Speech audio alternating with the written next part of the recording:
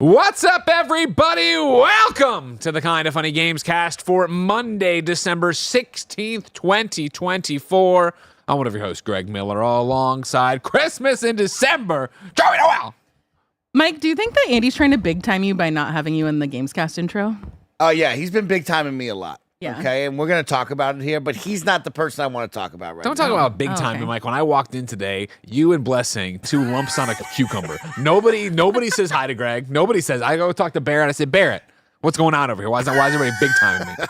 He's got to talk to me. And Mike, you know, I hate talking to people he in the doesn't morning. like talking to That's people when he fucked up. I comes can't in. believe you're big time in Greg like we that. were Gotta locked listen to in. his goddamn punk rock music in there, all right, while he sets up everything. That's how it's got to be over there. I want to talk about one big timer out in the chat right now. Of course, you know, this is all out of love, but you know I got to call you out. On Friday, December 13th, during a Kind of Funny Games Daily, I told one Blessing Adeoye Jr. that I was going to try the Metaphor Refantasio demo because I had time on my hands and I was willing to give it a try. And Have you one heard- Corey Pichu Jabroni in the chat said, Snowbike Mike, you're not going to beat that demo, LMFAO. And I said, get out of my face, Corey. I got all the time in the world. I'll go out there and I'll learn about the game and I'll play it. And then another Jabroni, J67, says, Mike, you have to look at menus in Metaphor. No way you're beating it. Motherfucker, I beat it. Okay? That's what you get. 5.5 hours. I'll beat video games out of spite for each and every one of you. Okay? That's Did you how I enjoy it game. at all, Snowbike Mike, the master of hype?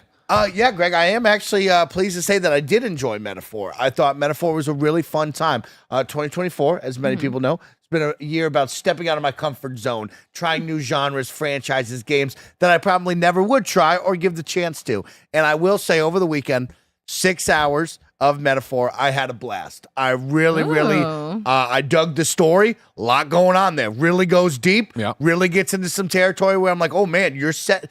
They had a pot. They put it on the stovetop. They started warming it up. They were putting in some seasoning. And I was like, oh, you're about to create something here. I see it. I loved the really intense anime cutscenes where it's like, oh man, am I just watching an episode of my favorite anime? Maybe I should just put the controller down. To then the fun turn-based battles of fighting on the front line, back line, trying different archetypes, what mixes well with my play style. Maybe I got the healer this time. Maybe I'm going to go with the mage. Oh, you got to deepen the bond with that person to go a little bit deeper, get some more Have moves. you ever played Persona or no? No. Oh, okay. So this is like your Yeah. first foray. So but here's the thing. You did it out of spite. You beat the demo. Did it out of spite. Are you going to keep going, or is that enough for you? You've played Metaphor, and you're like, I get it. The chanting's cool. The turn-based stuff's fine. I'm out. Here's the deal, Greg. If I had 50 hours to spare, I would do that. Yeah. But unfortunately, my life does not have that many hours in the day to give that to it. So I don't think I will go back to this. But if I had all the time in the world, it would either be Yakuza, like a dragon, or I would play this game. Those would be my. Roger's gonna stop That would be being my friends with you dream if you pick RPG Metaphor. if I could juggle one right now. So we'll see. Here comes Barrett But Courtney. I'm happy to say I played it. I mean, maybe if you took a little bit of a break from Microsoft Flight Simulator, which apparently reported from you is still kind of a mess. Still a mess, but I'm playing it, Greg. I got a PPL and I'm flying. What does that mean? Barrett, how fast can you get through Metaphor? Because I remember I thought you put in a lot of time, but then I was listening to the Alana Pierce Game of the Year conversation that I won yesterday. But Cam Hawkins was on there, and he was like, oh, you know, Metaphor's not, I forget who he was telling it to, maybe Alana herself. It's like 60 hours, he said, you could get through and do it. Is that true? I mean, you could. I wouldn't recommend it because then you're going to be under-leveled for like... To get through that game in 60 to 65 hours, you're skipping a lot of side stuff, which means that you're not... Getting the full experience. Not even getting the full experience. You're not level grinding. So then in the last like quarter of that game, you are super under-leveled, which is going to make things way harder for you. But there are also people who beat Persona 3 Reload in like 50 hours, and it took me like 90 or something like that. So maybe they have some secret code unlocked in their brain that they can get through that game. It's called easily. skip all the dialogue. Yeah. The Joey special? Yeah. Play on easy, automate the battles. Just go. Yeah. If you bumped it down to like easy and stuff like that, would that Probably. expedite? If you bumped it down to like storytelling mode, and yeah. just like didn't do any of the side stuff, yeah, probably. Okay. Did you know there's a sword? And he rides on the sword as if yeah, he it's a does. skateboard. Oh, yeah. Oh, I do that all the time around It's town. pretty lit. Yeah, I know how to get pretty around lit. town. I know how to I'll get give around. him Don't that. worry I'll give him about that. And also, there's a father, and he's got a daughter. And I'm like, one father in my life. He goes and checks in on his daughter, okay? Until, some shit happens. Play the game. It's pretty good, y'all. It's pretty good if you like that game. What father are you? I'm talking about Big G. Big G's one of the early characters you meet. He daps up my boy. Oh, no, I know about Grius. You said unlike a different father. Oh, Barrett. In Final Fantasy VII, he doesn't check on Marlene. It's pretty messed up. I thought you were talking about me for a second. I was like, damn. This is one of those things I just nodded. I was like, this is a deep cut of kind of funny lore, and I'm lost. I don't know. Mike knows something about me that I don't know. Of course, we'll soon be joined by the Rogue One, Gary Whitta, for his Helldivers review. But first, I'll tell you that this is the Kind of Funny Gamescast each and every weekday. We get together, sometimes 4, sometimes 5 best friends are on this table to talk about the video games we need to, whether they be previews, reviews, or just topics of the show. Right, Joe? Yeah. I wasn't expecting that. I know, that's why I like to keep you on your toes. Of course, you can get it on so distracting. live, youtube.com/kindoffunnygames, twitch.tv/kindoffunnygames, later on podcast services, or youtube.com/kindoffunnygames. No matter where you get the Gamescast, please know we are ever in your debt for the support you give us. If you want to go a little bit further, of course, we would love you to be part of this show with your live super chat comments on youtube.com/kindoffunnygames. You can give us your opinions of Path of Exile 2, which we're about to talk about, or Helldivers 2 and Omens of Tyranny. Whatever you want to say, we want to hear. So do that on youtube.com/kindoffunnygames. If you're watching later or just watching now and you want to go that extra mile, we'd love you to pick up a Kind of Funny membership. You can get it on patreon.com/kindoffunny or youtube.com/kindoffunnygames to get all of our shows ad-free. Get the ability to watch us record the afternoon podcast live as you record them. And of course, get your daily dose of me, Greg Miller, in a series we call Gregway. Some housekeeping for you. Remember, we're an 11-person business all about live talk shows. You already got your Switch 2 renders on Kind of Funny Games Daily, and after this, you're going to get a stream for our Hope Miss charity stream, where we're playing The Mind. Which I've never played before. I don't think Mike's ever played. Yeah, me and Bless have played. Okay, we like it a lot. We like it a lot. Jen likes it a lot too, but she's not here, so don't think you're getting Jen today. Okay, she's not here. What did you win, If you're a Kind of Funny member, though, you can get a Gregway from me about the Superman movie memories I have, because important Thursday scheduling update. Beep, beep, beep. You will not be getting a Gamescast. Instead, at 9 a.m., you are getting the live reaction to the Superman trailer. It will be myself, Tim, Nick, anybody else who wants to come through. We, of course, will abstain from watching it when it posts at 6 a.m. so we can live react here and talk about our hopes and dreams for James Gunn's new Superman movie. Then it'll be your normal day, kind of. 10 a.m., Kind of Funny Games Daily with Tim and Andy, and then happy hour at 11 a.m., meaning no stream that day, just happy hour, which, of course, is our Patreon exclusive show where you can call in and watch us talk to you and talk to other people and have a great time. Thank you to our Patreon producers, Delaney Twining and Carl Jacobs.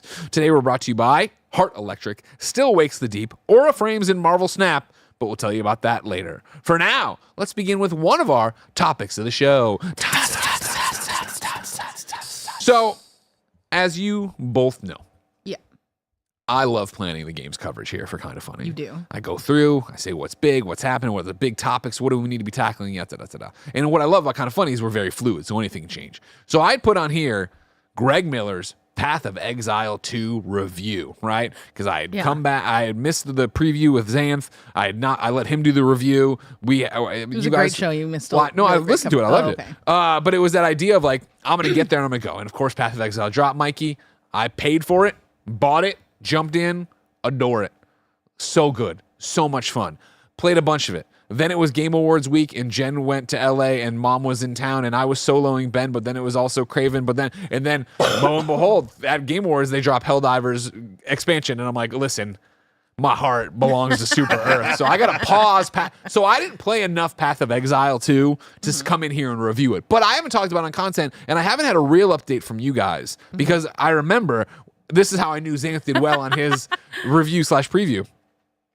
I wasn't there that day, but as soon as the Gamescast ended, in the Slack channel, you both asked for codes for Path of Exile. So, Michael, how much Path of Exile 2 have you played? Oh, yikes. I'm on my second character now. I'm anywhere between 10 and 12 hours. Okay. I'm on act number 2 with my first character, and I've re-rolled a barbarian on my second character now, just to kind of see your first character? close. Sorcerer? A witch. Okay. So necromancer, but a witch right there. So I have a caster now, and I kind of have that up-close melee combat that I wanted to see as well. So, yeah, I'm a lot of hours in, and I'm loving every moment. Yeah.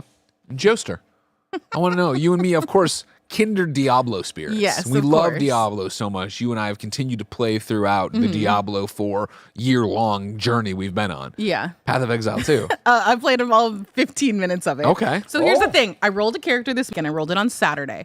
What'd you roll? That's a great question, and I'm trying to remember this. How much I don't remember of it. The archer. I forget what the it ranger. is. Ranger. That's what I thank did you. too.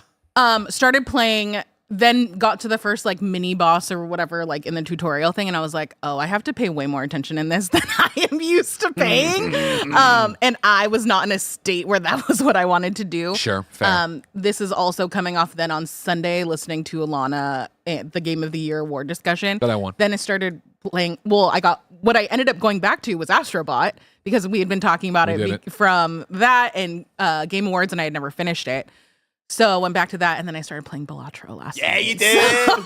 Well, Joey went everywhere. So after it Path of might Exile. be a little while before I get to Path of Exile. What I know I have to do is I pretty much have to spend like 15 minutes with every character and figure out what the best play style is. Because in my heart, I want to be the ranger. I love a bow and arrow. I love some range things. But like if I'm playing by myself and I'm not playing, this was me last night at 1:13. This is my best run that I've had since I started playing less than 24 hours ago. But I was feeling really good about it. I need to spend 15 minutes with each character. If I'm playing by myself, I need something that's a little bit more. I don't have the benefit of playing ranged because I don't have somebody else helping me. Gotcha. So I think I need to be in it a little bit more. So I think I'm essentially going to have to like roll one of every character and figure out what I like and then go back to it. This is my Christmas break game. Okay. I like that a lot. I like that. How about yourself, Greg? Yeah, hours I couldn't tell you a good number. Like I'm not like I just scratched the surface. We did a stream. I think have we done 2 or just the one? We did the one for sure, stream, but it's at home and it's the one when I'm slinking downstairs, exhausted. I'm popping it and going, and it's I am so impressed with it and so much more into it than I even thought I would be. Where when I looked at it and it's it's an ARPG and it's a better Diablo or this that and the other. I looked at it and I was like, that's fine, but I have so much time in Diablo. I love Diablo 4 so much, and I have so much invested. My thought was when I started this, I would jump in, say, yeah, it's a good Diablo-like. I'll jump out and go back to Diablo eventually, right? This isn't finding an itch that Diablo can't scratch.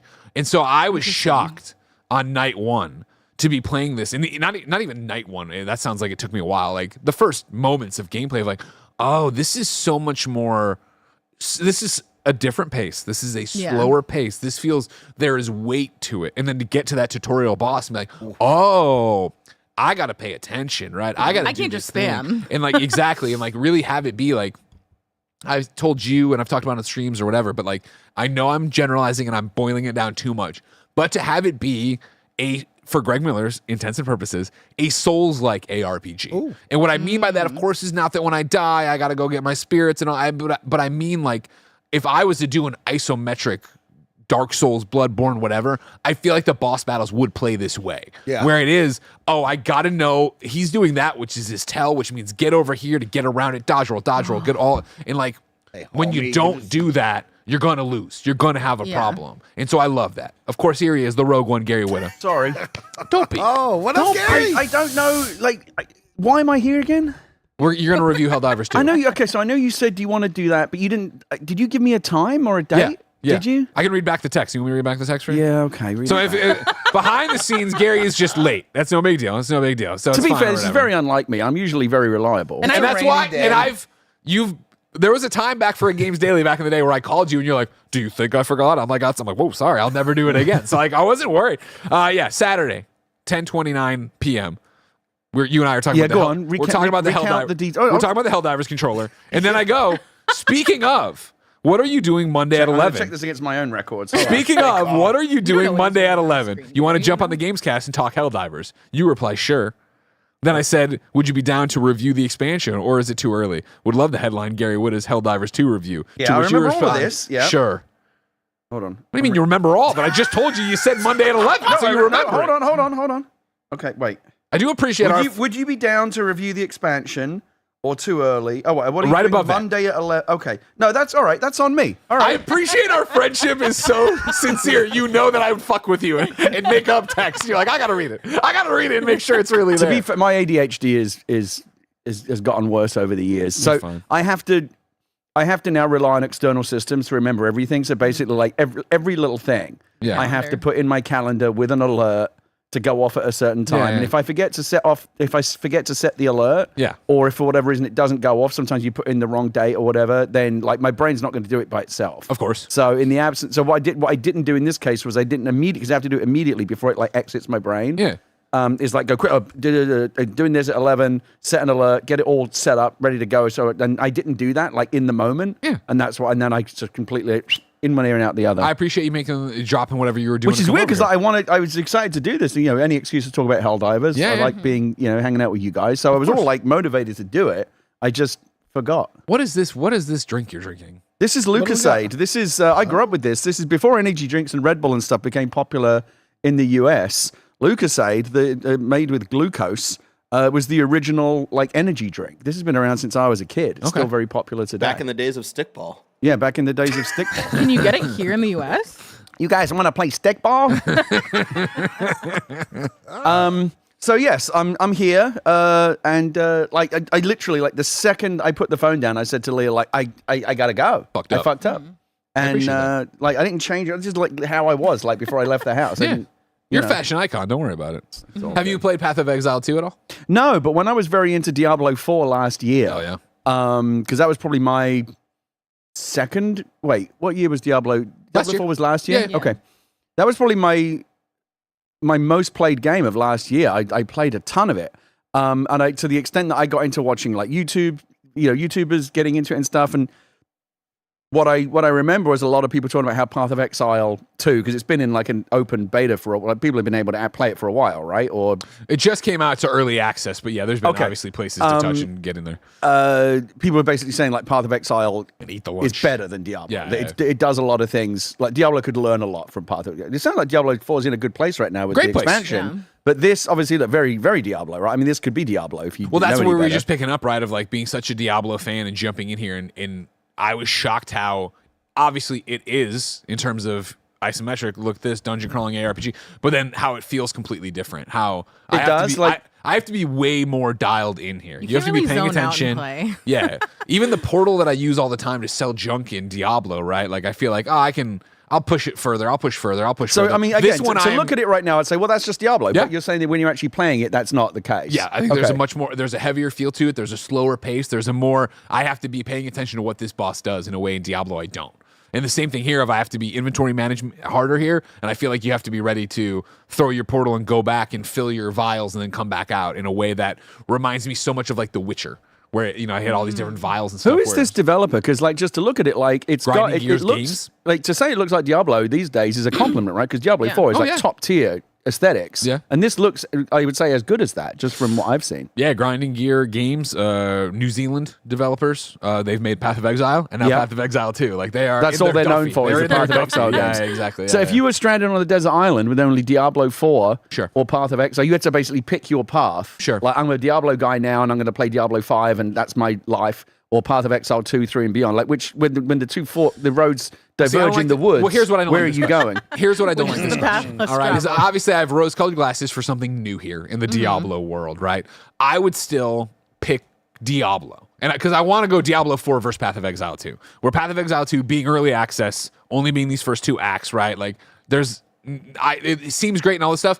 Diablo, I feel like can be more things, and obviously is richer systems and hell tides, and there's this and there's the go in the pit and do like there's so much going on in Diablo that for right now, which is a nice change of pace and a breath of fresh air, Path of Exile 2, right, Mike, is cool. I'm gonna go over there and I see the skull, so I'm gonna fight that boss, and then the skull's grayed out. I mean, I killed that boss, so there's gonna be another boss over there, and I am not so much the boss rush. I want to go do that, but again, it's working for me here because I think it feels so good, it plays so well, and it's that ARPG system I like. So I'm going through, and I do think the intro cutscene does such a great job of setting up, y'all are monster hunters, right? Which gives me that Witcher vibe of like, I'm just hunting monsters and doing this thing, which I appreciate. But I do think that for me, there's an end to that enjoyment somewhere. I'm not like so sucked into the stories and the characters I'm talking to, Mike. Damn, that's interesting. Yeah, Path of Exile 2 has completely won me over, Gary.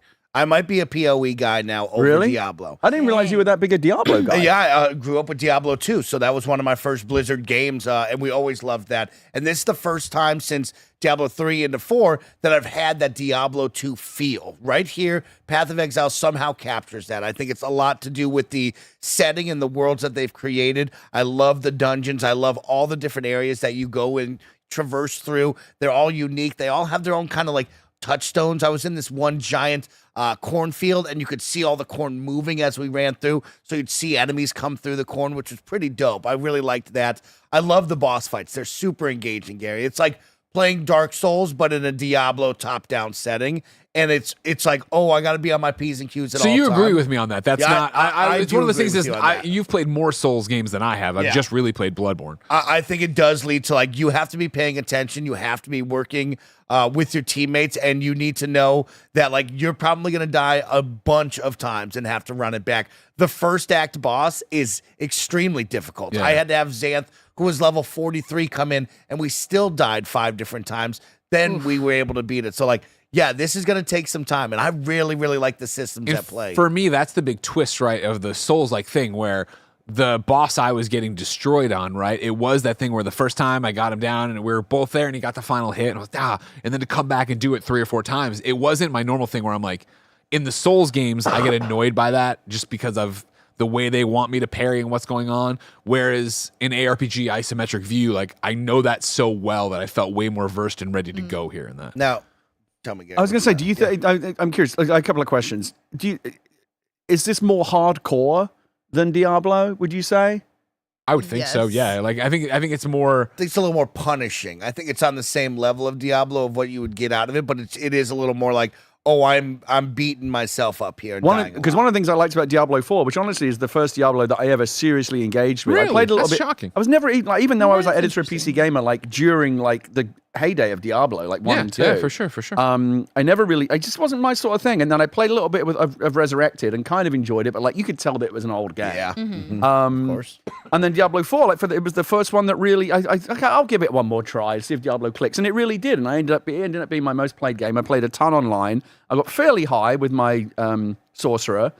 We were doing like, end game dungeons, Adam and I and some other friends that were playing together. And like I said, when it clicks, it's like, oh, you get that, you get that feel going and that cycle and that grind, and you get excited about gear and like you're really into the game. Up like you always and say. I felt like one of the things that it did was like with the tiered system, like it did scale up really nicely. Like, it started to get like just hard enough. It was, there were challenging bosses that just at the right level. Yeah. And I don't really like boss fights. That's why I don't play the Dark Souls games. I don't really like big boss fight type games, but I really enjoyed it. I guess my question is there room? Well, let me ask you this. So, is this almost a little bit cheeky, the extent to which it's clearly Diablo? Or do you think they've made it their own enough that it's like it's just another entry in the same? Because it's not like there's a whole genre of games like this, right? A big wide genre. Who was it? Somebody from Blizzard or ex-Blizzard last week, 2 weeks ago, got in trouble for being like they should call these Diablo likes. And people are like, hold on a second. Like, there might be some interesting. And then my other question is there room for both? I think there's probably room in the market for both, but the question is, would you as one gamer play both, or do you think you would just pick one? There's similar enough that you would pick one or the other. Is it doing enough different? I think once you get hands on sticks, yes. I think again, it feels different. And this is gonna sound weird, but stick with me. I feel like already I can tell that there'd be a different mood for this. If I'm brain dead and I want to go downstairs and I just want to bash things and open, I'm gonna play Diablo. I'm gonna play Diablo and not have to worry as much. Whereas this one, it is. I'm probably 10 hours, maybe 15 hours in, right? Maybe that's too much, but somewhere in there of like, I'll walk into a new area and it's like, I can't just run into the middle of the area or I'll get my clock cleaned by all the ads. That's what I like. So I think Diablo 4 is probably, if I played this as well, I probably would still want to stick with Diablo because I like that. Sure. Then once you get to, you can like clear dungeons in Diablo 4. Like once you get your little cycle down, like and all your cooldowns and you know exactly what you're doing, you can almost play it on autopilot. But that's fun too, right? To play like that. Of course. That's my preference for sure. Right now it's sounding like Diablo is like a wider net that's a little bit more shallow versus Path of Exile is a smaller net that's way more deep, right? And one of the calls here from Langley, no character creation, question mark? Yeah, no, right? You start and all the characters / classes are there, and those are the ones you pick. Yep. How's that? I mean, that's Diablo, though, right? I mean, no, well, Diablo, you can't in, customize. Change your face, do your thing. So you just have these presets. It's old school Diablo 2 as you played in Resurrected. Diablo 2 had that where it was like, no, they're all made. This is what you choose from. Diablo 4 now has evolved into a full-on character creator. You zoom in the camera, you can see everything, every detail. So I think that's fine, but like we've gotten to a point now. I think this is a whole other topic, but I think I like this topic. Is if you look at, like, for example, Veilguard, and especially Baldur's Gate 3, which I think has the best character creator I've ever seen. Sure. Like I was watching someone I know stream recently play Baldur's Gate 3 last year, and they spent 2 hours. Their whole entire stream was just in the character creator. Yeah. You can spend that long in there. Like people want to get it dialed in just right, and the level of fidelity and like how unique you can make it, and like that's me now. Like it's just just character creation. It by itself has become like a science, right? It's an art in game design. Like, there's a whole, you could do like whole GDC talks about like what makes a good character creator. Yeah. I think it's interesting. Yeah, and I think and that was one of my things, is somebody who loves doing the character creator and then having my own little narrative in my head for whatever's going on. When I started this and didn't have that, I was like, ugh. And so I went back and forth between the witch and between the ranger, and finally picked the ranger, and I was like, I'm going to call her Ollie Queen. So that's why I agree. And like, I think the bone arrow feels so good. And somebody, it went through already, but was talking about this argument between, is it, too hard or more hardcore or whatever, this, that, the other, like your build mattering more here. And I feel like I am earning the experience points I'm getting in Path of Exile. So when I get there, I am more akin to like, all right, cool, I'm a lightning archer right now, and I want to keep going that way and finding those orbs that then, this is level 3 one, so it'll take my lightning skill to the 3rd level. That's so important right now for me getting in there and really feeling this character that way. Is this on consoles or just on PC? It is on consoles, okay. Yeah. Are you playing on controller? I am playing on controller. Come on, Joe. I'm just making sure. I fall off the turnip truck. Come on.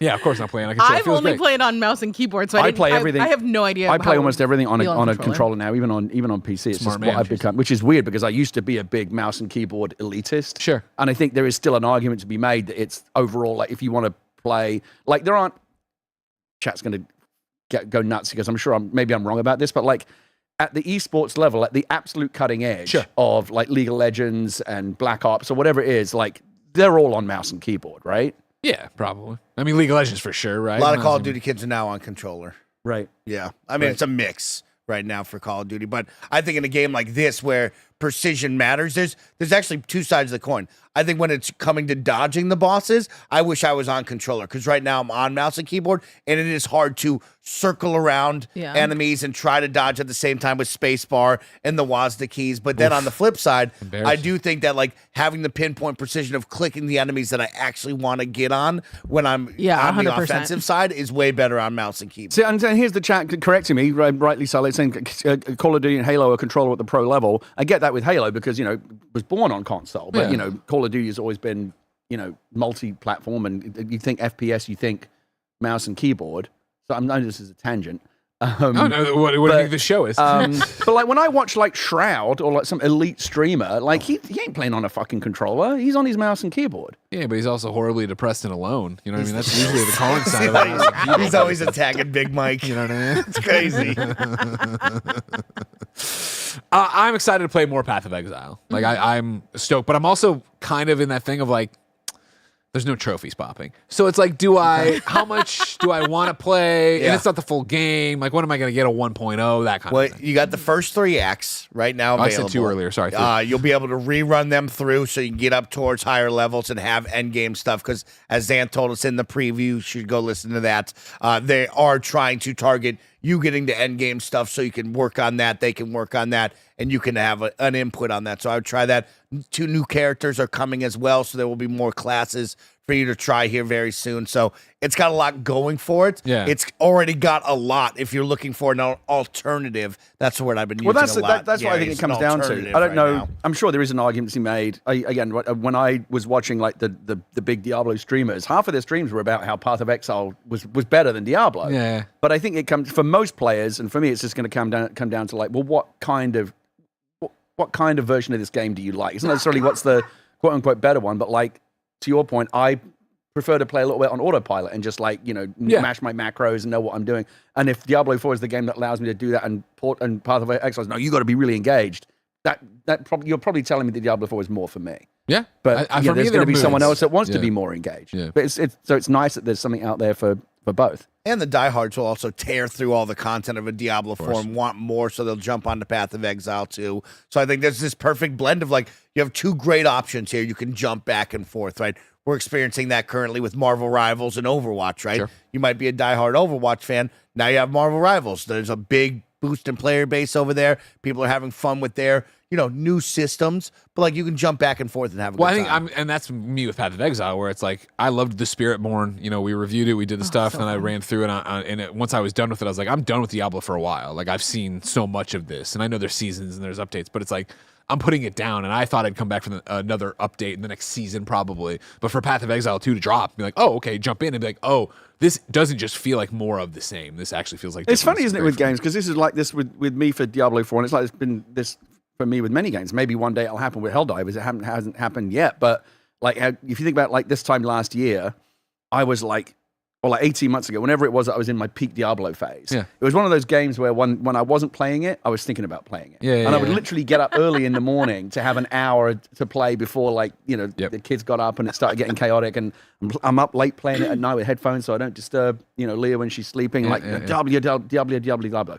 And then one day you wake up and you're like, done with Diablo. Yeah. What's the name? You're just done. Yeah. Like I think at some point, like maybe the momentum breaks because like something gets in the way and like you don't come back to the game for a couple of days. And once that habit breaks a little bit, it falls apart very easily. And suddenly you're just like, I don't Diablo is 4 in particular is, I think, I don't play a lot of ongoing games, I guess. So it might be my only real example of the platinum burning me out. And I burned out the platinum trying to get it done before the big drop for Vessel of Hatred, and I did. But then even coming back for Vessel of Hatred, it was like, I've eaten too much of this. Like, you know what I mean? Bread. Yeah, exactly. No, that's what it can feel like. You can feel like overstuffed, like bloated. It was brilliant, but then you hit a point where you're like, enough is enough. Yeah. And so, that Path of Exile is a nice palate cleanser, but it is that thing of sometimes when I'm playing it and I die and I'm like, okay, I'm gonna run it again. And then, but why? Like, I want the trophy. There's no trophy. There's no this. There's no that. The game isn't fully done. I should go play X, Y, and Z to talk about that in the show.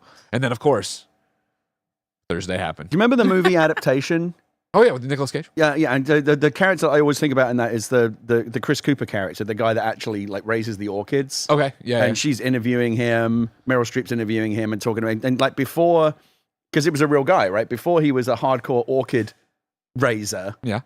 He was hardcore into tropical fish, and he had aquariums. What the fuck is this movie? I won't lie to you. I haven't thought about adaptation since I saw adaptation. The guy that was the subject, orchids and fish raising. the guy that was who was the object, the orchid thief. That the book was. That was originally what the book was. The adaptation was made out of. Charlie Kaufman made the movie all about himself, but like rather than actually adapting the book, which is kind of the genius thing of it.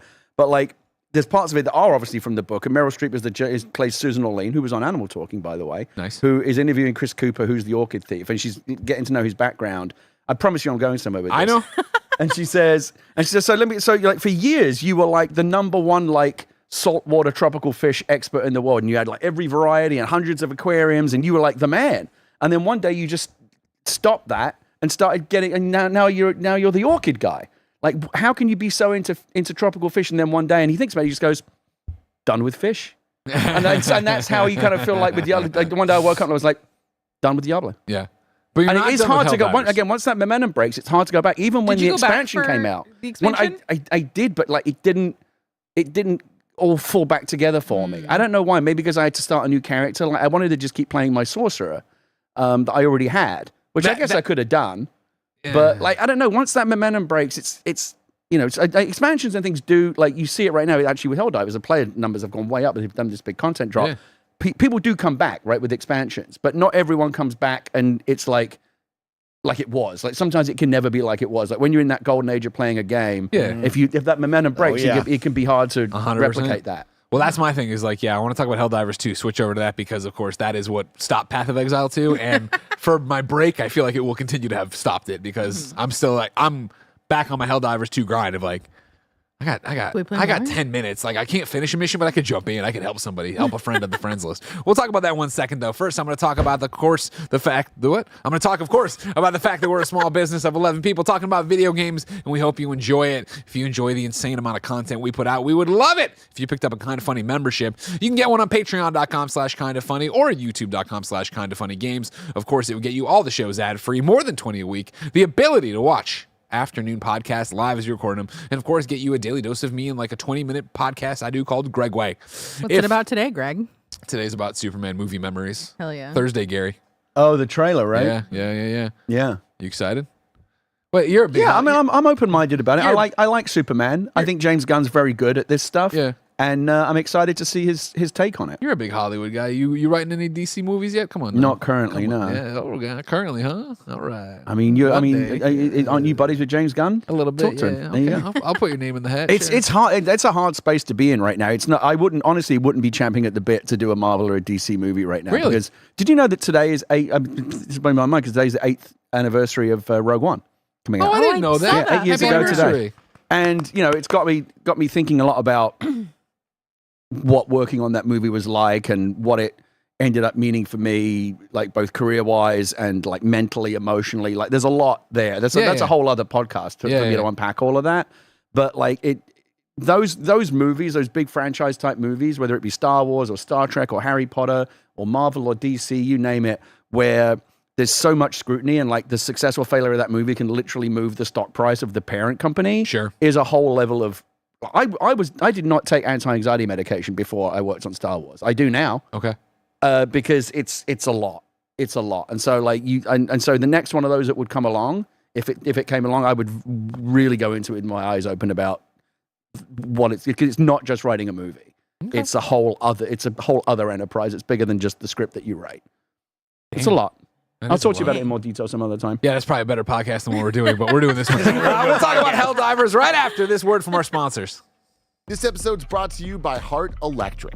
Heart Electric is an upcoming 4-team arena shooter with a fresh twist. Outthink and outplay your opponents to ultimately come out on top in the battle for life-sustaining energy.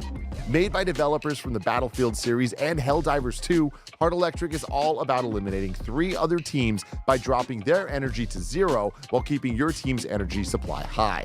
How you keep yourself in play is up to your own scheming. Take a direct approach and steal energy from other teams' bases, or complete assignments while staying out of the spotlight. When one team takes the lead, do you communicate with the other teams and form a temporary truce, or do you take advantage of the panic to launch a sneaky assault on the weakest link? Heart Electric's winter playtest is going down January 18th, starting at noon Eastern Time. Sign up through Steam to not miss the chance to try the next big FPS. Heart Electric. If you're ready to feel the pulse and beat the odds, jump into Heart Electric on January 18th. Visit bit.ly/HeartElectricKF to sign up and feel the pulse. Still Wakes the Deep is a first-person narrative horror game from the genre masters at the Chinese Room. Featuring an all-star cast of Scottish actors, it combines grounded storytelling with unknowable horror for a truly unique and terrifying adventure. Set at Christmas 1975, you play as Kaz McCleary, a family man running from the police by taking a job on the Baradi oil rig. But the holiday cheer turns to festive fear as something incomprehensible comes aboard and starts wiping out everything in its path. With your escape routes cut off and no way to contact the mainland, your only hope is to run and hide as you make your way across the collapsing rig. Navigate pitch black corridors, crawl through tight underwater spaces, and try not to make a sound during tense stealth sections. Whatever you are afraid of, Still Wakes the Deep has something that will freak you out. To celebrate the festive season, Still Wakes the Deep is currently 35% off on Xbox Series X and S and PlayStation 5. Buy today and add some horror to your holidays. This episode's brought to you by Aura Frames. Let's be honest, what most people really want for the holidays is to see their favorite people more often. That's why this year, the best gift that you can give, besides plane tickets, is an Aura digital picture frame. Aura Frames are incredibly smart and easy to use, allowing you to upload unlimited photos and videos directly from your phone to the frame. Plus, you can order the frame online and preload it with photos and videos using the Aura app, so it's ready to go right out of the box. Greg, Kevin, Kevin, and a ton of people here at Kind of Funny are obsessed with their Aura frames. It takes about 2 minutes to set up a frame using the Aura app. That means you'll be able to easily add all of the photos of the new memories you make this holiday season. Save on the perfect gift by visiting auraframes.com to get $35 off Aura's best-selling Carver matte frames by using promo code KINDOFFUNNY at checkout. That's auraframes.com, promo code KINDOFFUNNY. This deal is exclusive to listeners, so get yours now in time for the holidays. Terms and conditions apply. auraframes.com, promo code KINDOFFUNNY. This episode's brought to you by Marvel Snap. Y'all know Marvel Snap completely took over my life when it burst on the scene 2 years ago. I love it so much that I even mentioned Marvel Snap in my own wedding vows, because to this day, my wife Gia is so obsessed that she has not missed a single day of completing her challenges. Marvel Snap is an award-winning collectible card game that combines deep strategy, a unique snapping mechanic, and your favorite Marvel characters with thousands of unique card art variants created by renowned artists to collect and use. New cards are released every week, new seasons every month, and frequent events keep the game fresh and exciting. Each game only takes about 3 minutes, so you can get in and out wherever you are. And with more than 270 cards in Marvel Snap with over 2,000 unique art variants, you'll always find some new fun. Art is central to Marvel Snap. They have partnered with over 300 renowned artists to create all of the unique art in the game, and it's always cool to see the new designs. Download the Marvel Snap app now, available on the App Store, Google Play, and Steam, or visit marvelsnap.com to learn more. Gary Whitta. Yo. For a long, long time, you've had understandable beef with Jeff Keighley. Yes, and he knows why. But even you can applaud the man for making this Helldivers 2 Omens of Tyranny drop during the Game Awards, yes? Good for him. It was highly relevant to my interest. I love that they got the actor from the cinematic to come back out and redo the thing. Mm-hmm. I never even knew if that was a real guy. I thought maybe that's all. Like maybe he was a CG dude or something. Yeah, but I guess him. I don't even know who he is. Is he like a Bear took a class from him? He's a voice actor. He's great in it, right? He's really good. Fantastic. Yeah. And it was obviously we knew it was coming, right? Because we had the inside track on it. We went and played it earlier that week. No big deal. But it was still exciting to see, and it's a big. We'll get into it, obviously, but like it's by far the biggest update that the game has had since launch. It's huge update.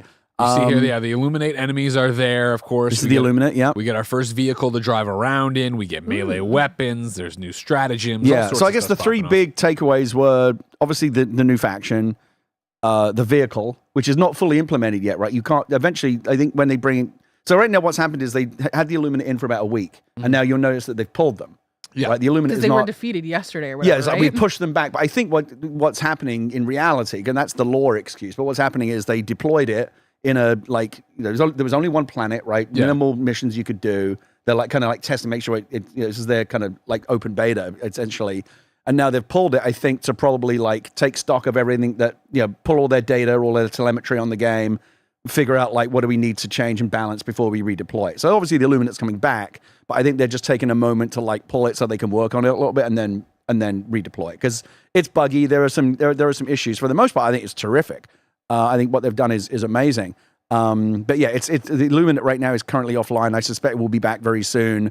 The vehicle is something you can only find in the environment and drive around in, but not a stratagem. But it will be. Oh, okay. You'll be able to drop them into the environment the same you can a mech or any stratagem, and they're really fun. We were describing it a lot as PUBG. Some of the most fun you could have back in the golden days of PUBG. The best. Some of the most fun was jumping into a shitty car and driving around in it, right, shooting out the windows, and because you would flip it over and crash and roll. It reminds me so much of chaos. GTA, where I used to always be, have you flown the helicopter yet? No. Okay, you're flying the helicopter, because it would just be insanity when you try to get it off and going. Do the vehicles hold 4 people? Yeah, so there's a driver, a turret gunner, and 2 passengers, but passengers can shoot out the side with their own weapons. Hell yeah. And again, if you remember, go back to some of the most clippable moments from the PUBG days, it was rolling vehicles and crashing into stuff with a car and people flying out.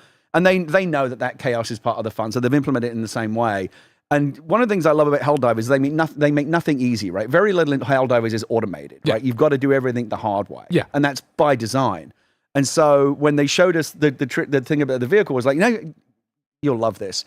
Typically when you've got a vehicle in a game like that, if you just like hold the brake down, it'll then go into reverse. Yeah. No. Manual transmission on this bad boy. You have to use the bumpers to manually, like when you crash into a wall and you're like, fuck, back up. You've got to like manually shift into reverse. Yeah. I think that, and also to go to top speed, I think there's a first and a second gear. So there's like park, drive, second gear, reverse, and you've got to like cycle through them.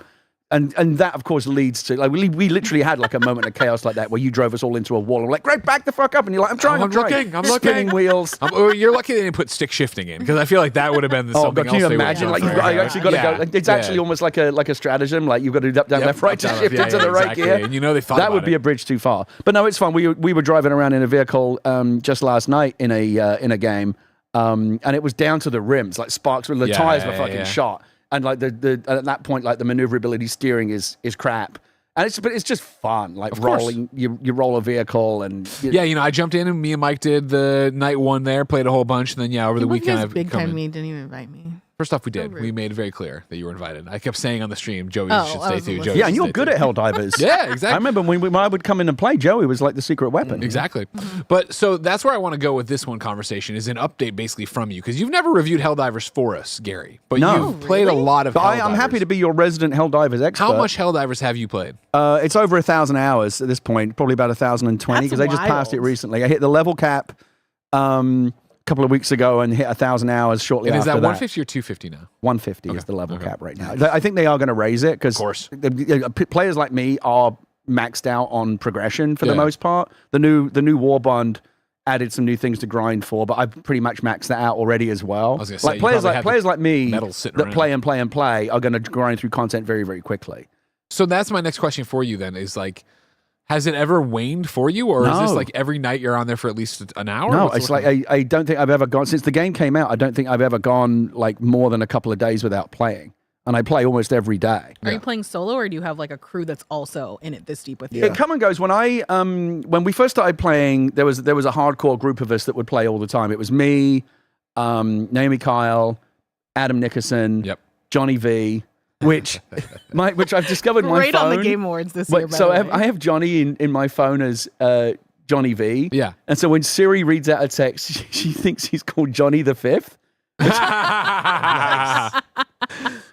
So I'm gonna change him to JVig or something. I don't know. I'll give him a cool new name. And my brother-in-law Aaron, who did you buy him a PlayStation 4 this? Yeah, I was at his wedding, and he was like, "Oh, tell me about this Helldivers." Like, oh man, you got to get into it, because I don't have a PlayStation, I have an Xbox. And I went to Target and bought him a fucking PlayStation 5. That's an obsession. I said to Lee, we didn't get him a Christmas gift yet. I literally drove him to Target and bought him the fucking PlayStation 5, bought him Helldivers, and a extra controller so we could play with his wife, and the headset. I got him the whole. I gave him the whole setup. Kit it out. And I played with him yesterday. He's still playing regularly. He's sending me texts. Like he was actually the one that told me about. He played the Illuminate, like when it dropped before. He goes, he sends me like major order, incoming message from Super Earth. Like he's really into it now. So we were playing it. Who else? And a couple of others. Kyle would also play. We had a regular group, and then they all kind of drifted off, and I kept playing. And for the most part, I've mostly played with pickups, which is fine. Like, pickups are generally good. Very little toxicity in the game because it's PvE. You usually get a good group. Are you talking, or are you just using pings? I read it. It's interesting. I read an article the other day, not just about Helldivers, but in general about how voice comms in games have kind of fallen off. Of course. It used to be everyone was on voice, right? Yeah. And now, like, very few people are. In games in general, like, it's rare to find. Like, when I drop into Helldivers, like, you might hear one person say something every now and again, or if you say something, like, other people go, oh, we're talking? Then we're fine, talking. and then they'll jump in. But, like, I would say 80% of the games that I've played, no one says a word. Yeah, it's because I feel like it's because of Discord as well. I think everyone's in their own world and their own voice chats, that now they're not in that. But yeah, if there's one person that kind of just says, "Hey, I'm here," then like somebody's like, "Oh, we're talking." Okay, cool. Exactly we're right. talking. And so sometimes I'll do that. My personal experience for jumping in, because what I did is I put out my friend code way back in the day, so I have a in-game friends list filled with kind of funny best friends, and I would say 9 times out of 10 when I jump in, I'll get a text message in there because I'm usually not on comms either. I'm tired. I just want to sit there.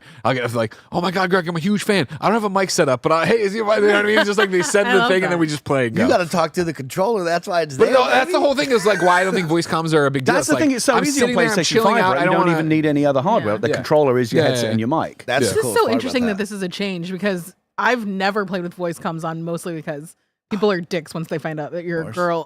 I was talking. I was talking to Alana about there was, or that it's kind of popped back. She's got a double bad though. She's a woman and Australian. Well, I was talking to Alana because I did the Helldivers thing on her Game of the Year stream yesterday, and we were talking about it like prior to that, and she was asking me about my experience with the game, and she asked me if I'm on voice. And I said, I have to send you this out. I don't remember who published it, but like it was The Verge or one of these, or Polygon, one of these type places. It was an article about how voice comms have just kind of fallen out of fashion. It used to be everyone was on voice and now much less so for whatever reason. And Alana said, I wouldn't know, like I'm never on voice anyway. And I was like, yeah, of course not, because you're going to get all kinds of shit just because you're a woman. And it's nice to have conversation and when people are chatty, it's fun, but I generally try to talk on comms just because it's part of being a good player. Like if I'm calling in a cluster bomb or something, I'm going to say cluster bomb. Get the hell out of there. Get the fuck back. Because sometimes you can't always rely on people to see it coming in. Yeah. Right? If it's something that has like a big spread of like a cluster bomb will fucking wipe out an entire area if you think you're far enough away from it, but you're not. Yeah. And I will generally like napalm or anything that's going to have like a wide area effect. I'll say cluster bomb, get back, and I'll do it like before I throw it, so give people time. Yeah. Because people will, that's one of the few things people will complain about. Dude, chill out with the fucking, widespread, burst weapons. Because you will kill, I get killed by other players almost as much as I get killed by the enemy in that game. Because they just indiscriminately, they don't check their fire, So I'm vocal on voice comms, not necessarily because I want to be sociable, although that can be fun if you find a good group, but just because it's in that game, you have to fucking let people know what you're doing because you can kill them. Right, if you're not careful about what you're doing, and they don't know what you're doing. So, for the most part, yeah. I have a question. So you're jumping in a lot, Gary. Of course, you're max level. You have a lot of hours in this. You're jumping in with randoms and Phil. You're jumping in with your team. What is the normal jump in? Is there a certain mission that you love doing? Is there a planet that you like to jump to? Like I know Greg and Joey have heard that I kind of get bored of just doing it repeatedly over and over again. Yeah, it's a heartbreaker that Mike will play with us, but it's like begrudgingly. It's like when I used to get my parents to play Sega Master System with me. That's every game that I like to play with Mike. I just don't love it. So do you notice that you do a certain mission over the others? Or are you just open to doing them all? What does the normal flow look like? So I generally, one of the valid criticisms of the game, certainly something that I would say, is I do think the game needs more mission types than it has. They have introduced a couple of new ones with the Illuminate missions. But more variety in mission types would be nice. But the ones that they have, somebody said recently, the game's so repetitive. I'm like, yeah, but if it's fun, it doesn't matter. Like I said, I probably shouldn't have, but I said on the Lana stream, masturbation is repetitive. Like how has that evolved over the years? But you still do it because if it's fun, right? Great argument, though. It doesn't need to change. You did stun the panel. They were like, we don't really have a rebuttal for that. It's like that's the same meta as when I was 12 years old. Yeah. That meta does not fucking change. Doesn't change. So, and this is the point I made. The fundamental, shooters to me come down to the fundamentals of the gunplay, the combat. How does it feel? The movement. Do the weapons feel meaty, right? Do they have a good sound design to them? Do you pumping bullets into something? Do you really feel like you want that visceral feel? And Helldivers nails all of that. The sound design's amazing. The weapons all feel great. They're so you really feel like you're fucking shit up in What do you game. run right now, or do you switch it up a lot? Depends on the mission, but if I don't even know what I'm doing, I will bring either the exploding crossbow, which is sick, or the Scorcher for my primary, because the Scorcher is good against everything. Yeah. Napalm or cluster bomb. Machine gun sentry, because they're really, really cheap. 77-second cooldown. You can drop them all day long, and they'll cover your retreat if you get swarmed, and they'll get 20, 30 kills at a time. Or, and then for the last one, probably the spear. The spear used to be broken. It's basically their version of the javelin. It locks onto a target and then flies, and then comes back down and hits it from above. That used to be really broken. It wouldn't lock onto anything. Now they've fixed it. It's probably the best heavy weapon in the game for me. Okay. And then the new anti-tanking placement, which I just unlocked this week, it's in the new War Bond, is phenomenal. Okay. Harvesters, tanks, the factory striders, I'll take anything out. Okay. You got to drop it, and then it's this big, slow thing that doesn't move, and you usually would want someone covering you, because you can't defend yourself while you're in. Yeah, of course, you're back. But anytime there's going to be I would not do an Illuminate mission without the anti-tank gun at this point because the fucking walkers, I just call them War of the tripods. Worlds. They're officially called harvesters, but everyone just calls them tripods or striders or walkers. Those things are terrifying. That's another thing I love about this Illuminate campaign. It's the first one where it's legitimately like scary. Like when you're being chased down by a tripod. Yeah. And like those things take so many the hits. automatons not scary? Oh, they are, but the Illuminate are so much fucking worse than that because I think one of the things Arrowhead's trying to do is encourage like more cooperative moment-to-moment team play. Because like all the other enemies in the game have their weak spots and you damage them down and that's it. The tripods are shielded, right? They are the War of the Worlds Spielberg tripods. They make that scary fucking noise, and like when you hear one in the distance, you're like, oh fuck, there's a tripod out there somewhere. And like some of the cinematic moments, one of the things I love about the game, and I think why it popped off so much in the early days, is it just creates so many clippable moments of like. You feel like you're in a fucking action movie. Yeah, right? It's like chaos all the time. TikToks are so good coming out of it. Nothing blows up as well as in this game, right? That's how I got into it. I watched TikToks of like shit. I was like, is that in a game? And I was like, I gotta go try this. And like, that's what it is. And I think real quick, I want you to get back to you, but like that's why the missions are repetitive. It's like, well, yeah, but you never know what's going to happen. Like it's sure I'm raising the super Earth flag again, or yeah, I'm saving these civilians or whatever. But it's like, what is going to be the crazy thing that happens, or we approached the wrong way, or we got recognized, or I'm using a different build, you're using a different build. I don't know why I didn't do this from the beginning, but I finally set up a macro last night in the NVIDIA app so I can record, like you press a button, you record like the last 60 seconds of gameplay, because it's like, oh, I wish I'd have clipped that. And now I'm going to finally start doing it because it creates so many great moments. Great news for your PlayStation could just do that, yeah. Yeah, but then I wouldn't have any draw distance. I play with people on PlayStation. I'm like, I'm going to go get that thing over there. Like, I can't see that. Yeah, because you're on a fucking PlayStation. I mean, I've got a 4090. I can see that shit over there. Maxed out to ultra super sampling. So, shielded enemies, I think, is intended to encourage more cooperative moment-to-moment team play because you can't just damage things down. The tripods have these shields, right? Yeah. Just like the War of the Worlds shields. And shields and the actual armor underneath respond differently to different kinds of weapons, right? So you generally need two different types of weapons to take them down. And the shields regenerate really, really fast, like often faster than you can reload. Like I can knock a shield out with a spear, but by the time I can reload the spear and lock onto it, its shield might be back up. So like when I play with friends and you're on, this is where a voice comes really handy. Like you coordinate. So I'll play with Naomi and I'll say like, okay, I'm going to take the shield out and then be ready to hit it as soon as the shield is down. And so we'll like fire spears like 5 seconds apart. That's My one knocks out the shield. The second one comes in and takes out the tripod.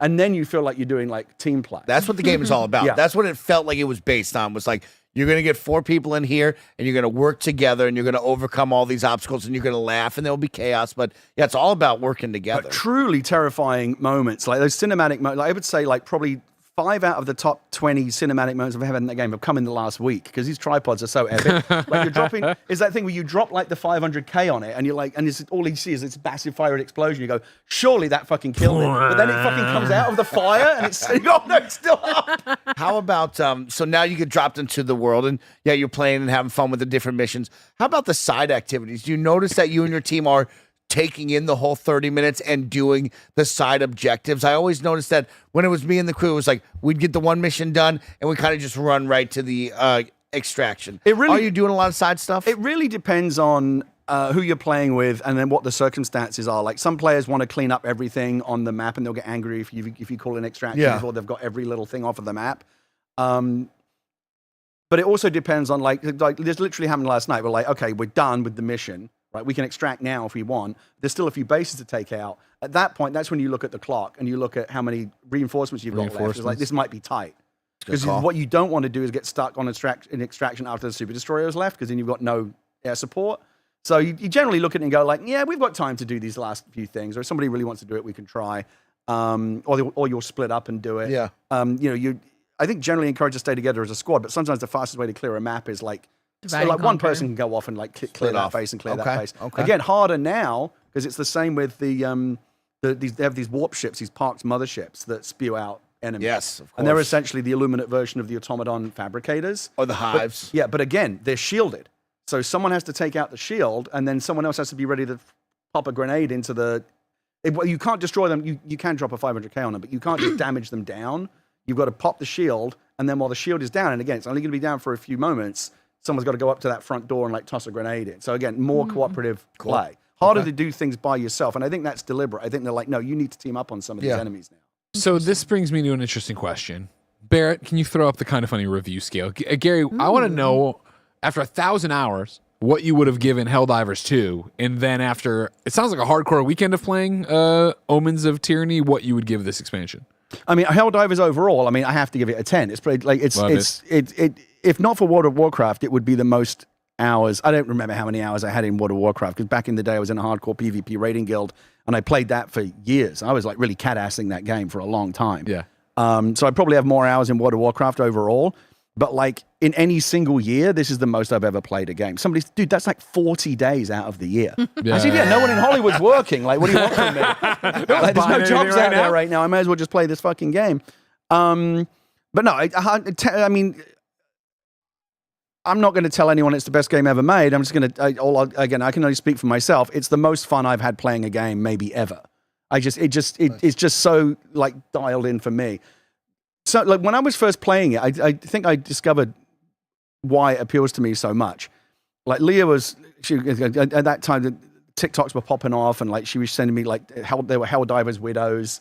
Because like his wives are like, oh my god, this guy all he wants to do is play Helldivers. Into that too. Whenever I get into it, and so Leah was like, so what is the deal with this game? Like she's trying to take an interest, and like I described it, I was like, okay, so look, you're a super fucking elite space commando, right? And you're dropping into these like hot war zones on alien planets. You got to fight giant insects and robots, but you can drop nuclear bombs on them, and like you realize like I'm basically like describing the shit that I drew in my school book when I was 12 years old. Right. And you're talking like it's like, oh yeah, but you can kill the robots, but then the giant enemy bugs will spit acid on you, but you can burn them with flamethrowers, and it's like this is what video games are all about, right? It's a fucking video game where you're killing shit, and it's hugely like that drop animation. I looked at for Alana's stream. I did some research. I've dropped 1,500 missions. I've dropped in that game now. God damn. And that moment when you like when you pull it, and you're fucking strapped, you're basically strapped to a bullet, and that music is playing like you every time. It's like fucking go, like 1,500 missions, and I'm still like that. Like that game has got something. It's got that secret sauce. So then, Omens of Tyranny, from what you've played, which sounds like all weekend since it's been going, you've been playing pretty much. I think it's a fantastic edition. I said to him, is this going to be like a $10 deal? No, it's all free. Yeah. Like they're just going to continue to add stuff for free. I think the impression I got is they would prefer to never charge for anything ever. 100%. Right? Yeah, and like, the Warbonds do it, yeah. I remember I upgraded to the I got a code originally, and then I upgraded to the Super Citizen edition just because I wanted to support the developers. Yeah. I got to give them something. Do you buy every Warbond too? Yeah, but I have so many super credits, I've never paid cash for anything.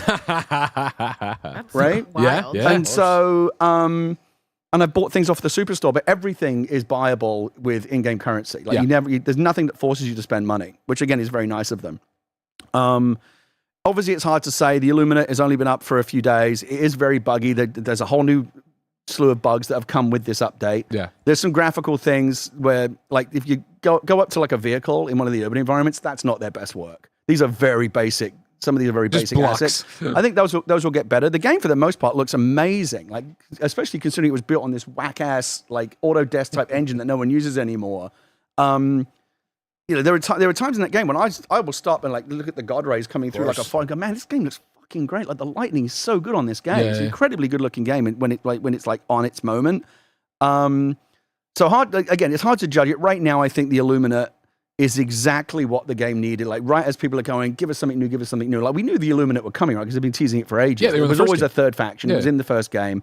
But now that it's happened, and I was, and again, this is a community like any community that loves to complain. Like I don't go on the Reddit anymore. I don't go on the Discord. I joined their Discord the other day. Yeah, you had the preview event. They're like, we take the most of our advice for Earth. Well, yeah, because I said to you, I said, like, where do you get your community? Because mostly from the Discord. So, it didn't even occur to me that you had Discord. So I jumped in there, and the very first person said, hope you're ready for lots of complaining.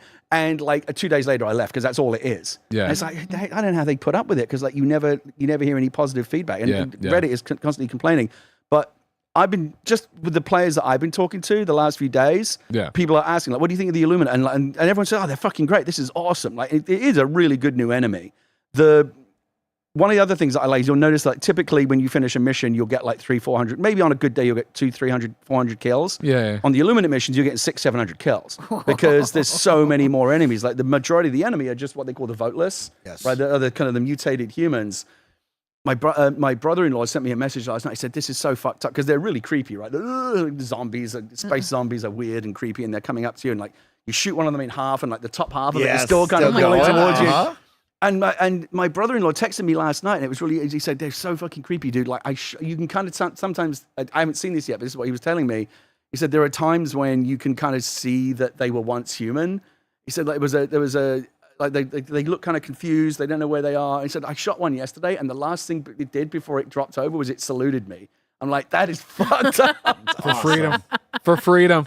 How about the urban warfare? You know, I talked with Greg when we jumped in early. He was like, hey, this is a new thing. They want to kind of build this out. And I was looking for more like a giant city. It felt like more like, hey, here's little areas on the map that have a bunch of kind of urban buildings. Yeah, so they still the planets are still these shithole planets, right? These kind of like rocky environments. But now they've got cities on them because these are the colonies that are closer to Super Earth, right? Where they're more built up. Typically, it's just like these little outposts and stuff. But now you have actual cities. But they're not like big skyscraper type cities. Yeah. I remember Johan saying like 2-3 story buildings, but like it definitely feels like street urban combat. It does. When you'll get chased into a dead end. You go, oh shit, the street doesn't go anywhere, and now you're stuck there with like voters coming towards you. Urban environments is one of the things I really wanted, like because I feel like sooner or later we're going to be fighting on Super Earth. Right? And then maybe they will do like even more built up environments. I'm sure they've got like models for like big skyscraper type cities sitting somewhere ready to deploy that like down the road. And this is like the first step towards that. And of course, the other nice thing about it is like it does actually factor into gameplay, much like the forest canopy planets. Much harder to call in stratagems because your airstrikes and stuff will get caught by the topography. Like I was playing like in the Dagobah type planet biome last night, and I caught in a napalm strike. And like it just all got caught in the forest canopy and nothing actually hit the ground. Cool. And you've got to, before you drop something, you've got to look to see like, fuck, like, is this going to get caught? Or like, am I in the open enough to call in something? And that will happen with the, like if something's between like two tall buildings, unless it's an orbital that's coming straight down, and like airstrikes come in like this, and it will just hit the side of the building and miss. So you've got to be constantly aware of your environment. I fucking love this game. It's so. I have so many questions, and it's interesting. I also want to know. I have a lot more questions for you. One, I'll ask about you personally. How do you feel, Gary? Like now that you're maxed out, talking about that progression and that ding, that carrot at the end of the stick. How do you stay engaged with this? Is it just purely the fun of it, or like, no, are you looking at me going, Mike, I need something here? I touched on it earlier. I was on again, I don't go there anymore, but recently I was on the Helldivers subreddit, and someone was, this was before the Illuminate dropped, and they were complaining about how they're maxed. And I'm maxed out, right? There's no point. I will still collect samples and stuff because they count for everybody. But like, I don't need any more samples. I'm maxed out on samples. I don't need any more XP. I'm maxed out on, I hit max rank a while ago. I'm maxed out on super credits and everything else. Like collectibles and things like that. There's not really any progression left for me. Yeah. Again, there's a new war bond, but I'm almost done with that. I got the anti-tank gun that they brought in. Is fucking sick. Probably the best new weapon in the game that they dropped in. Like we talked about it a moment ago, but like when that thing drops, you can just murder things. I just picked that up recently.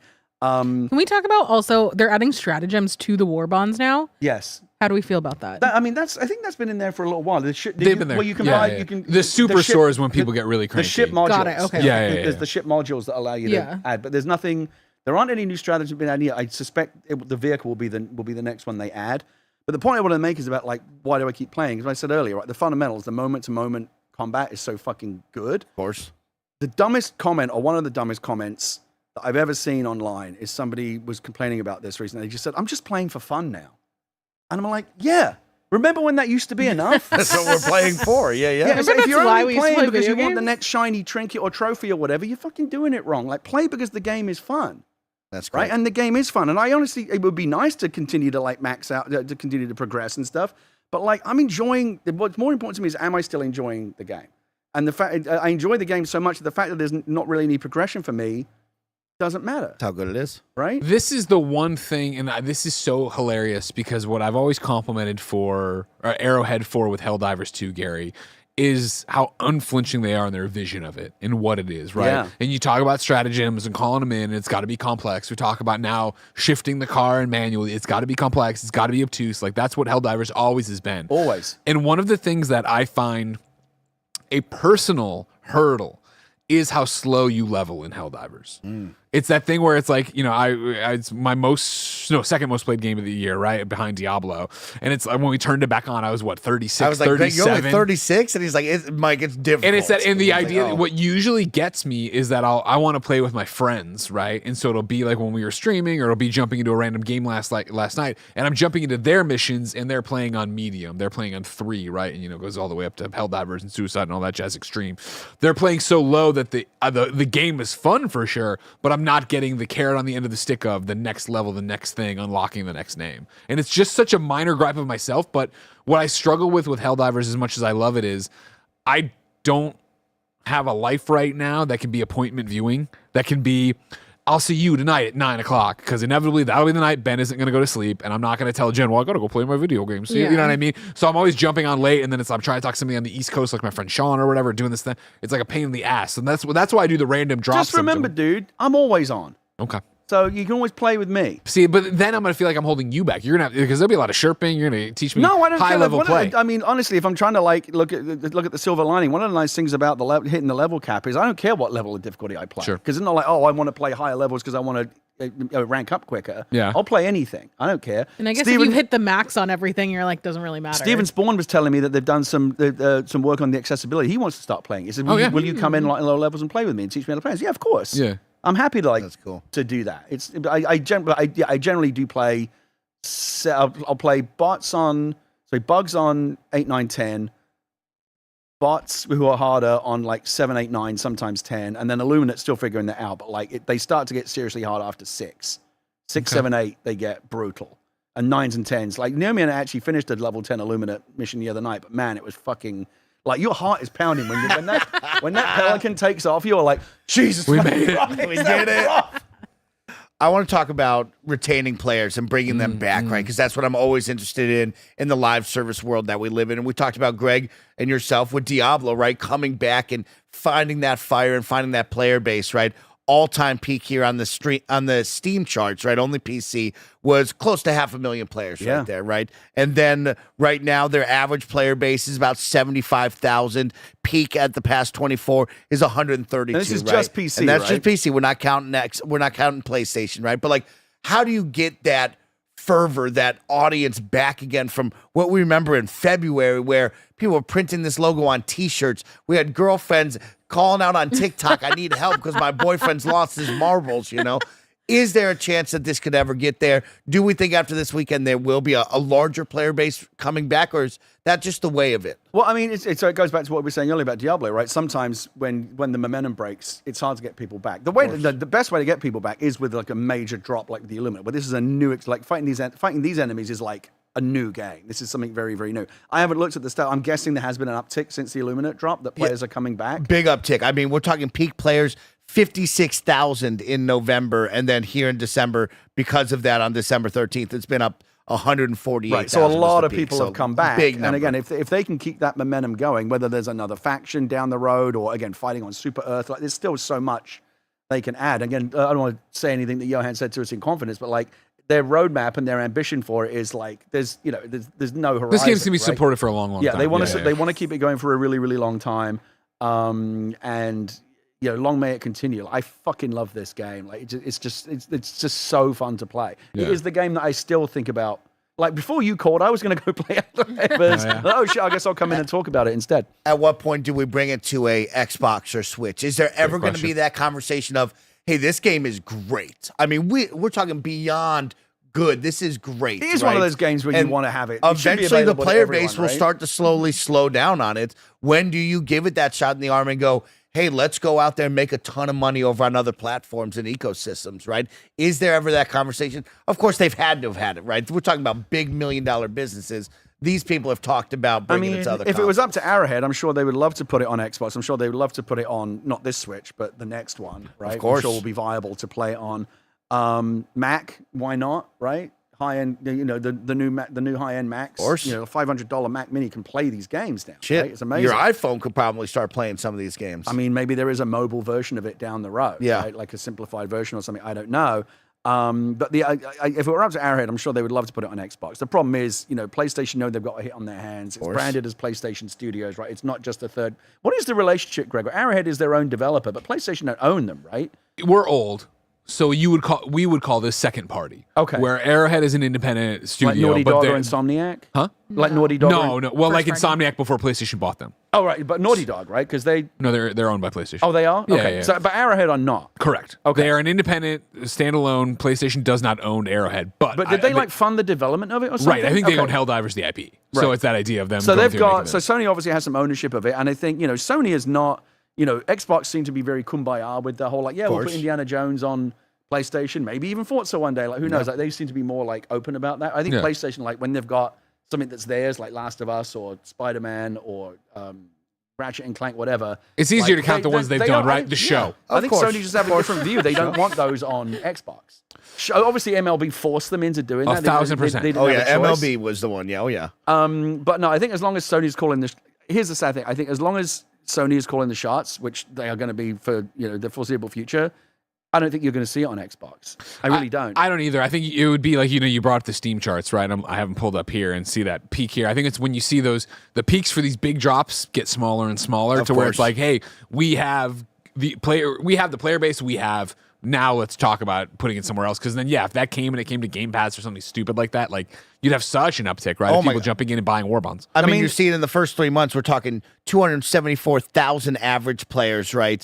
During the first 3 months. Now we've dropped down to 41, 23, 25, 30. Now, even just this little uptick for the past 30 days is only 31,000 average players, right? Which is an amazing number, right? Don't get me wrong. Double that because of course PlayStation, but add in Switch and Xbox, right? When is that number so low? Maybe it gets to a point when it makes again, Sony are constantly balancing. How do we make the most money? If it gets to a point where the injection that this game needs now is to be released on other platforms and bring in that, I would love to see it on Xbox again. Not that matchmaking is ever a problem. I press quick play and I'm in a game in like 10 seconds, but it's not like there's no one there. But it would just be nice to have those people in the mix as well. I remember at launch, there was a lot of people going, oh my God, like bring this to Xbox.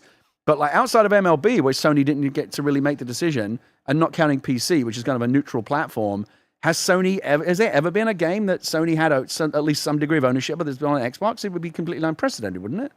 Yes, right? Because you figure the Lego Horizon game is a Switch one, not a Switch, That's not Xbox on. Yeah, one. they wouldn't even let the fucking Lego game go to Xbox. So Sony is very possessive about the things that are part of their brand. So sadly, I don't think you will see it. We'll have to wait and see. It's impressive. It's a great win. It's a great game. Yeah. It got a lot of love at the beginning of the year. I wish you'd come back. I've always been James points out Death Stranding just came Death over. Stranding's on Xbox now? Yeah. Okay. Oh, yeah, that was an interesting one with the publisher and stuff.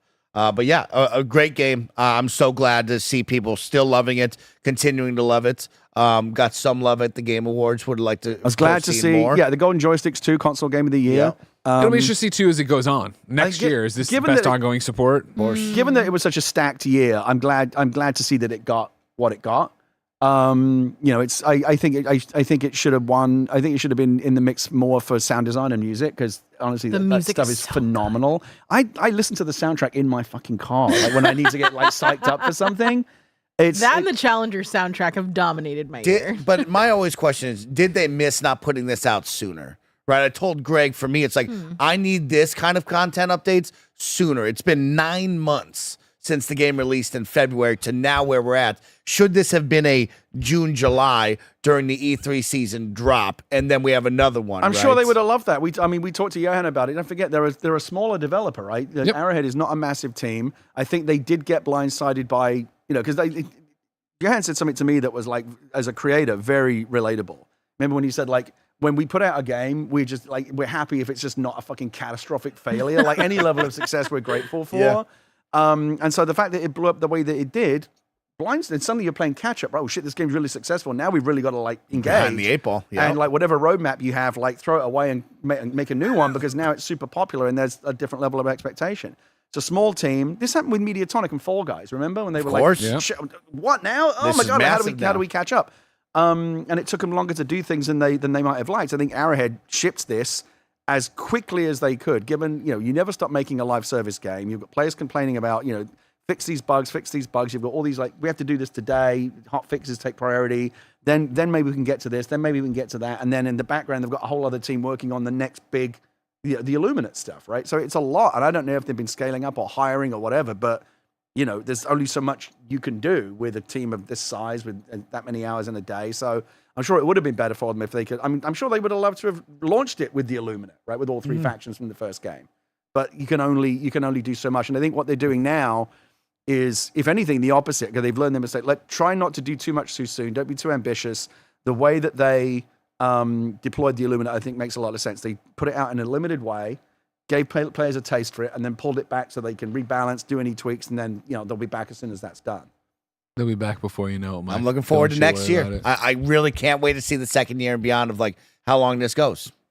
People can't wait to see you and Gary back together. Super chat from Scarcely Relevant says, seeing Gary Whitta and Snow Mike side by side again just made my day. Makes my day spend too. time with Gary. He's the best. Nightlife, the super chat says, Mike, where's the backflip of 2024?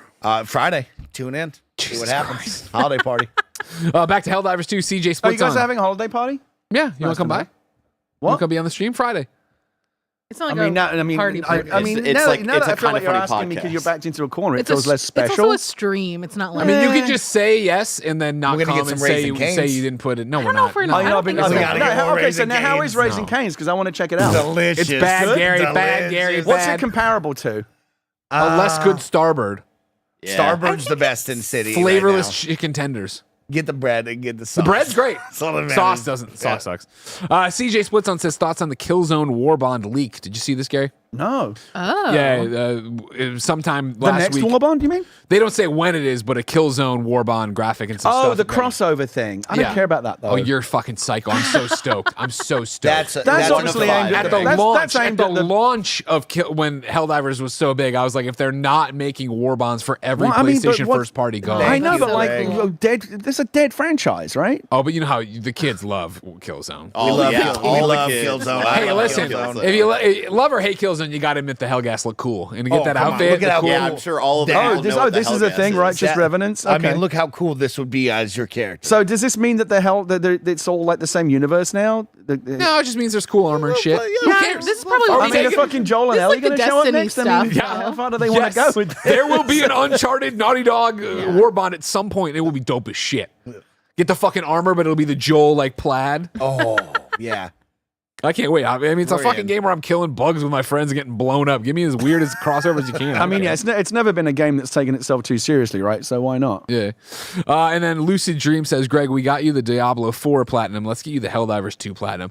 Again, I would love that. How far are you? 1,500 hours in, or more than 1,000 hours in, I still don't have every Steam achievement because there's a few that are really hard to get, and you can only get them if you play as everyone has to decide they're doing you're it. going. No cross progression. No, you're not. No, and I don't think we're going to see it anytime soon either. It That's sucks. wild. I would love to play on my PlayStation have as well. 45% of the trophies for Helldivers 2. It? I think I have like Yeah. 35. But I mean, because 38 you or get to something. kill it with fire, kill 100 enemies using fire damage during the same mission. I'm just not rocking fire damage. If I wanted to tonight, I could turn on the do that. flamethrower and go do. But it's like that thing of One of playing Helldivers in such a way that I would love to platinum it, but I'm not. I need to be on the One of grind them for is that. you can only do it as a squad. Is like you have to have everyone on the squad has to have an orbital bombardment going at the same time. So that's something you can That's only do cool. if everyone agrees That to team load up. up with it Yeah. and do it. Yeah, the only way to be sure, have 6 orbital barrage stratagems in the same place at the same time. That's it. Yeah, and that's hard, right? Because there's only 4 players, so 2 players have got to double up on them. Yeah. And the Right. cooldown, I'm sure, is probably significant. Yeah, but if you just all agree to do it at the same time, I mean, I have dropped into games where people are like, guys, I'm trying to get this trophy. Can we do this? And I'm sure, whatever. See, I'll that's help the you. thing where it's just there's an alternate reality where I never met Jen, so I'm just single, and it would be I would have the crew. We would have the crew where I go home at night and I'm like, this is what we're doing for the next month till it's done. Sounds like that's Well, my if you life. ever need, if That's Mike's life. The guy If who you ever earlier need in the someone to- podcast is like, I just don't got 50 hours to play Metaphor. That's quite literally my life. if you ever need someone to get your last few trophies, I know how trophies, how important they are to you. Thank you. I appreciate that, Gary. So I'm saying we should figure something out and get serious about it. It's 100%. but it's that thing where this goddamn company, the fact one let's stream it today. Oh, we got to do a charity stream now. one of the things that I very love. important. Forbid. You have to pick today to shit on the story. One of the things I'm really glad We can about do a this Friday every once in new a while, drop is right? that it's brought so many people back, as you say, but it's also brought back my old crew that fell off, right? So Naomi and Adam and Aaron and Johnny V, who used to play with a lot, and all kind of are now back. I actually played with a full squad of friends for the first time again this week, and I was like, oh man, I forgot how much fun this is when you play with your own crew. It's good. Well, Gary, thank you for your comprehensive review. Do you want to give Omens a review score, or are you just saying 10 overall? I think it's early to say, but like based on what I played right now, I would give it another. No, I'd give it a 9 because it does have some wacky bugs, but like it's a terrific update. It's exactly what the game needed at this time. It really does feel very different, as different as the bots feel from the bugs in terms of how you have to fight and engage with them. The Illuminate is like a whole other vibe. It's not just a different like meta, we have to fight these guys in a different way. It's just like the Illuminate are just fucking creepy, and there's just something very like the sound design, everything's designed to just like kind of like creep you out a little bit and weird you out. I've heard so many players saying these guys are fucking creepy, and they are. Hell yeah! And again, we've only seen this glimpse of them, so I imagine we'll see more as they go. Okay. Well, thank you for filing your report and rushing in here. We appreciate that. Happy to do it. Everybody, thank you for hanging out with us. Remember, this is the Kind of Funny Gamescast each and every weekday. 4, sometimes 5 best friends gather on this table, coming to talk about video games, reviews, previews, and the biggest topics in the games industry. If you like that, of course, subscribe to our YouTube channel, youtube.com/kindoffunnygames. Follow us on twitch.tv/kindoffunnygames. Subscribe to your favorite podcast service. Look for the Kind of Funny banner. Of course, you can also get our membership on patreon.com/kindoffunny or youtube.com/kindoffunnygames to get all of our shows ad-free, watch the afternoon podcasts as we record them, and get a daily dose of me in a series we call Gregway. For now, we're not gonna play Helldivers. We're gonna raise money for charity. Whatever. But until next time, it's been our pleasure to serve if anyone from Sony's listening, send me that fucking Helldivers controller. I am getting up